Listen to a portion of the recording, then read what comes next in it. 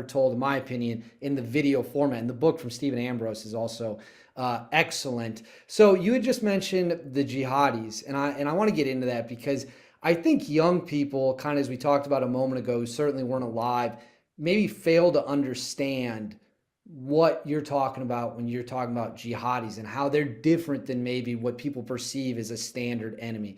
So can you explain to the audience the difference between a loyalist to the regime and someone who is a violent jihadi terrorist? Yeah, when you look at the loyalists to the regime, they had, their first thing was their country and everything else. Granted, they were, you know, not the most, not their country was Iraq wasn't run smooth. It was a dictatorship, everything else going on within there, but it was still about Iraq and everything else.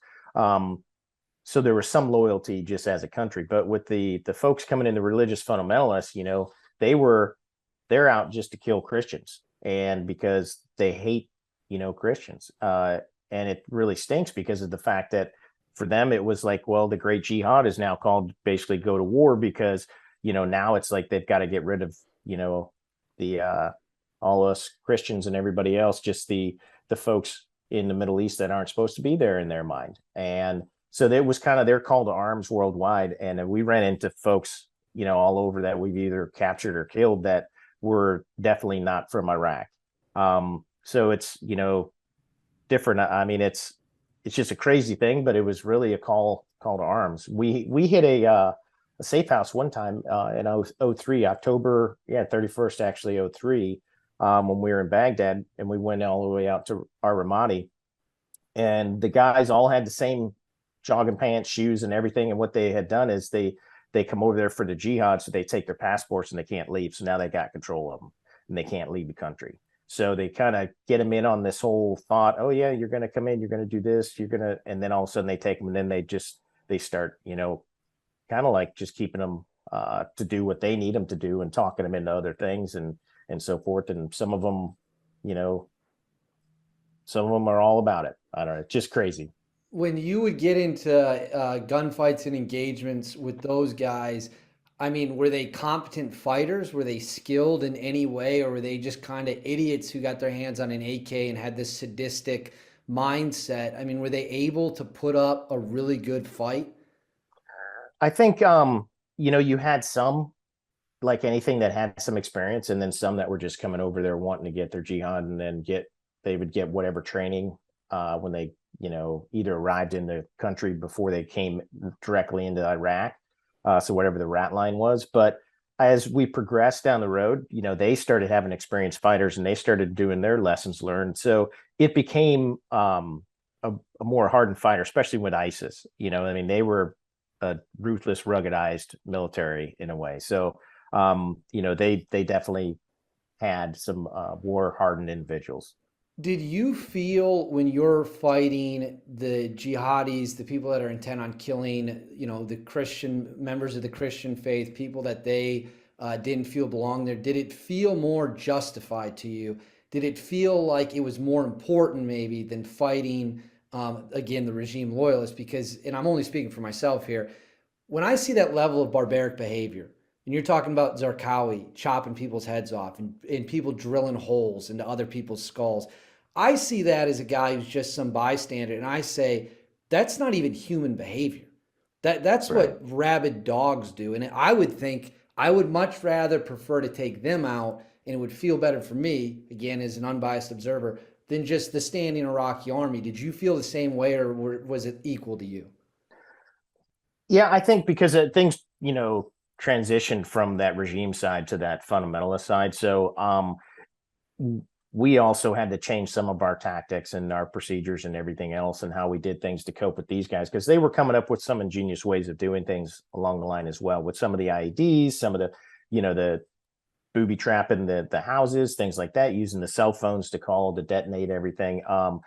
So it became, I think, as much as you say, more violent in that way, because with the regime guys too, we knew that there was the end state was trying to get Saddam, so that we needed intel as well. We needed to gather that intelligence. There was only so much that was there from previous, just historical data. Then we had to actually make it real intel and workable intel.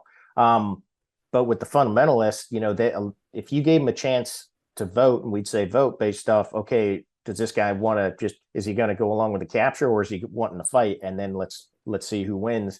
You know, they would rather fight than do anything. There was, so many times guys would detonate suicide vests because it's like, well, they're not going to take me, clack themselves off, thinking they're killing, other folks around them. But they just, I don't know, they just were different folks, and it was like we had to get more violent in a way, because again, we were going after intel and doing things, and our procedures and everything on the battlefield just had to kind of adjust, just like they were doing.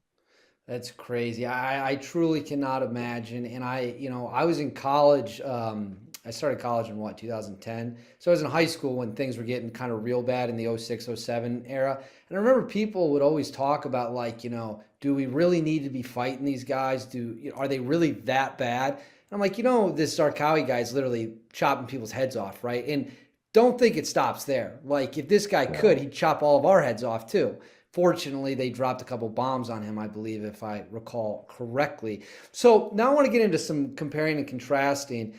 What were the big differences between fighting in Iraq versus fighting in Afghanistan? Was it mostly the terrain? Was it the level of the combatant? Like, what were the big takeaways that were different from each other?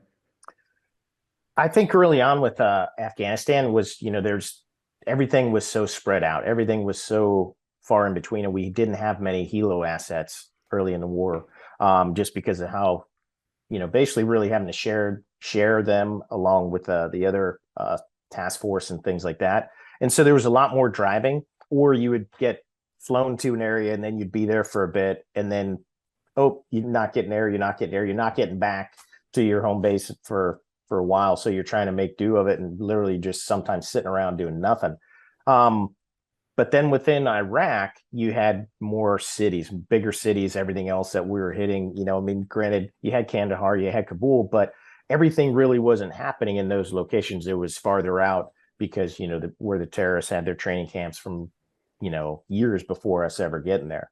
But then within Iraq, they could hide right there in the cities. There were, so much, just open roads, everything around.